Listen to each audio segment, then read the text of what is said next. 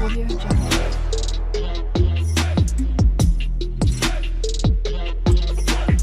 Audio Jungle. बिस्मिल्लाहिर्रहमानिर्रहीम अस्सलाम वालेकुम viewers, my name is Shaz Waheed. Last video में हमने CSS बैकग्राउंड को कुछ डिस्कस किया था। आज की वीडियो में बैकग्राउंड की ही प्रॉपर्टी को डिस्कस करेंगे और देखेंगे कि बैकग्राउंड को लेके इसमें मज़ीद कौन कौन सी प्रॉपर्टीज़ मौजूद हैं। तो आज की वीडियो में CSS बैकग्राउंड साइज़ को मैं यहाँ पे डिस्कस करने जा रहा हूँ और यहाँ पे टाइटल मैं मेंशन कर लेता हूँ। ये हमारे पास CSS बैकग्राउंड साइज़ की प्रॉपर्टी होती है। अब इसका मकसद क्या है और यहाँ पे कौन कौन सी वैल्यू हो सकती है, किस तरीके से हम इसको यूज़ कर सकते हैं। फ़िलहाल मैं यहाँ पे इसको रिमूव कर देता हूँ और ये एक जो इमेज है इसको मैं यूज़ कर लेता हूँ और फ़िलहाल इसको मैं यहाँ पे राइट कर लूँगा बैकग्राउंड इमेज और इसको सेव करते हैं। तो अभी मेरे पास कुछ इस तरीके से आउटपुट आना शुरू हो जाएगी। ये आप लोग यहाँ पे देख सकते हैं। ये बाय डिफ़ॉल्ट रिपीट हो रही है क्योंकि इमेज बहुत स्मॉल है, इस वजह से। तो मैं यहाँ पे यूज़ कर लेता हूँ बैकग्राउंड रिपीट और यहाँ पे इसको वैल्यू दे देते हैं नो रिपीट। इसको मैं जैसे ही सेव करूँगा तो अभी आपको ये सिंगल यहाँ पे इमेज इस तरीके से नज़र आना शुरू हो जाएगी। अच्छा, ये मसला बहुत ज़्यादा आपको भी फेस करना पड़ता है। मुझे भी अक्सर स्टूडेंट की तरफ से मैसेज मिलते हैं कि उन्होंने बैकग्राउंड इमेज के तौर पे किसी इमेज को यूज़ किया लेकिन पूरी स्क्रीन पे वो सेट नहीं हो रहा। हम उसको किस तरीके से सेट करें? तो उसके लिए बेसिकली हमारे पास यहाँ पे प्रॉपर्टी होती है बैकग्राउंड साइज़ की प्रॉपर्टी, जिसको यूज़ करते हुए हम बैकग्राउंड इमेज के साइज़ को स्क्रीन के अकॉर्डिंग सेट कर सकते हैं। किस तरीके से वो मैं आपको यहाँ पे बताता हूँ। यहाँ पे चलें, फ़िलहाल मैं इसको चेंज कर लेता हूँ। मेरे पास इमेजेस में एक और यहाँ पे nature.jpg के नाम से एक इमेज है। इसको सेव करते हैं। सेव करने के बाद रिफ्रेश करते हैं तो मेरे पास कुछ इस तरीके से ये इमेज नज़र आना शुरू हो चुका है। अच्छा, यहाँ पे मैं एक काम करता हूँ, इसको मैं ज़रा यहाँ से चेंज करके बॉडी पे ले जाता हूँ और बॉडी पे हम इसको डिस्कस कर लेते हैं।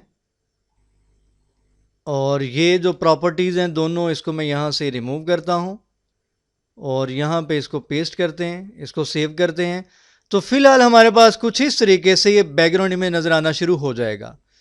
आप किसी भी डिव पे, किसी भी एलिमेंट पे यूज़ कर सकते हैं उसकी विड्थ साइड को सेट करके। फ़िलहाल मेरे पास ये इमेज है। अगर तो मैं यहाँ पे नो रिपीट की जगह चलें, फ़िलहाल मैं इसको रिमूव कर देता हूँ इस प्रॉपर्टी को, इसको सेव करते हैं। अब देखते हैं तो मेरे पास ये देखें, ये image by default automatically repeat होके नज़र आना शुरू हो जाएगा। अगर तो आपकी स्क्रीन से इमेज छोटा होगा तो वो ऑटोमेटिकली रिपीट हो जाएगा। तो आप यहाँ पे प्रॉपर्टी को यूज़ करते हैं नो रिपीट को तो वो रिपीट नहीं होगा। ठीक है, इसको फ़िलहाल मैं Ctrl+G कर लेता हूँ, इसको सेव कर लेते हैं। अब हमने क्या करना है, हमने देखना है बैकग्राउंड साइज़ को किस तरीके से हम यहाँ पे यूज़ कर सकते हैं। तो यहाँ पे मैं प्रॉपर्टी को यूज़ करता हूँ बैकग्राउंड साइज़। हमारे पास बैकग्राउंड साइज़ को यहाँ पे यूज़ करने के लिए डिफरेंट तरीक़ों से वैल्यूज़ यूज़ कर सकते हैं। सपोज मैंने यहाँ पे राइट किया 200 पिक्सल, इसको मैं सेव करता हूँ तो इसकी विड्थ और इसकी जो विड्थ और हाइट है वो 200 पिक्सल यहाँ पे अप्लाई हो जाएगी। यानी कि एक्स एक्सिस और वाई एक्सिस की वैल्यू बेसिकली यहाँ पे दी जाती है। अगर मैं यहाँ पे इसको करता हूँ 400 पिक्सल, इसको मैं सेव करता हूँ। अब यहाँ पे देखिएगा कि वाई एक्सिस की वैल्यू डिफरेंट है, एक्स एक्सिस की वैल्यू डिफरेंट है। तो ये काम आप कर सकते हैं किस तरीके से, बैकग्राउंड साइज़ की प्रॉपर्टी को यूज़ करते हुए। अगर तो मैं यहाँ पे इसको कर लेता हूँ, फ़र्ज़ करते हैं 30%, इसको सेव करते हैं और यहाँ पे रिफ्रेश करते हैं तो 30% विड्थ और हाइट दोनों अप्लाई हो जाएगी। यानी कि आप यहाँ पे पिक्सल में भी इसको यूज़ कर सकते हैं और यहाँ पे परसेंटेज में भी इसको यूज़ कर सकते हैं। लेकिन हमारे पास यहाँ पे बैकग्राउंड साइज़ की दो मज़ीद वैल्यूज़ होती हैं जो कि बहुत ज़्यादा यूज़ की जाती हैं। एक हमारे पास वैल्यू होती है कवर और एक वैल्यू होती है कंटेन।